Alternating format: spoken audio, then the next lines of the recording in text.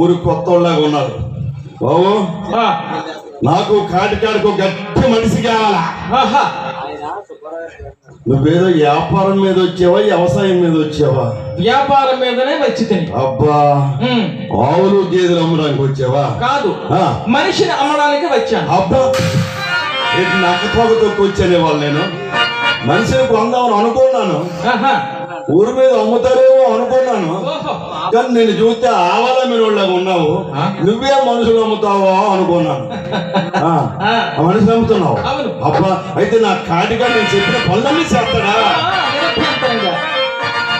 అయ్యా పంతులయ్యా, ఎంత చెప్తావు?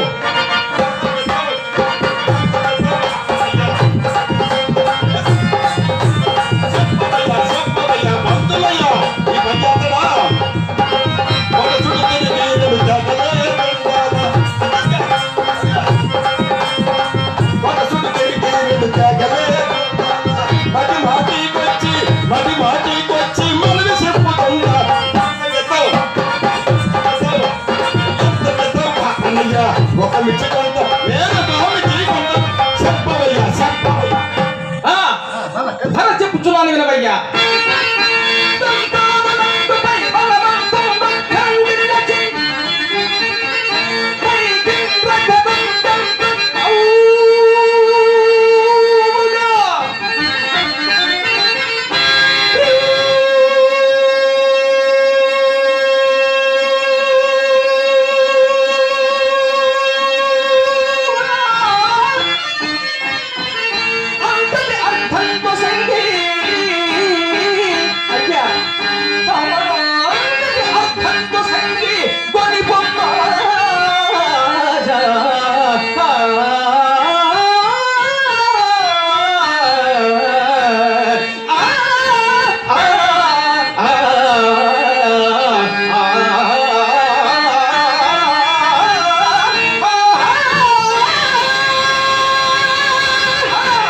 శబాసం బాబు, నీ పేరు చెప్తే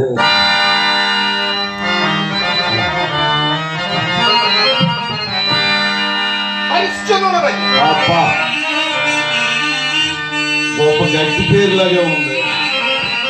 నువ్వు హరికిచంద్రుడో గిరికిచంద్రుడో నా నోరు తెలియదు, కానీ ఎంత సొమ్ము పోసి నేను కొంటున్నా కదా, నువ్వు నాకు దాసుడు అవుతావు.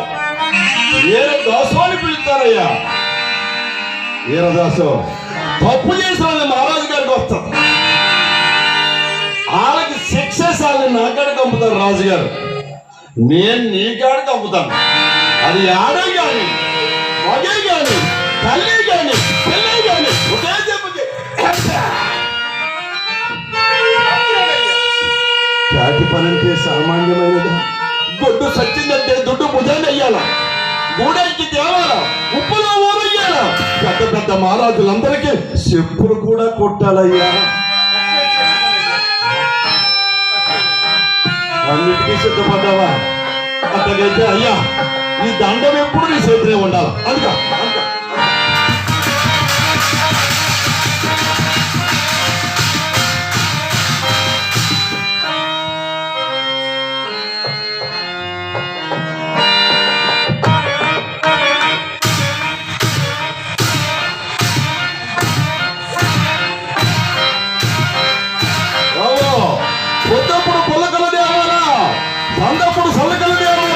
చూడు, నాకెంత ప్రేమ ఉండబట్టి నెత్తి మీద పెట్టుకోను. నువ్వు కనీసం భుజం మీద నాకు పెట్టుకోవాలయ్యా. ఇక అక్క అక్క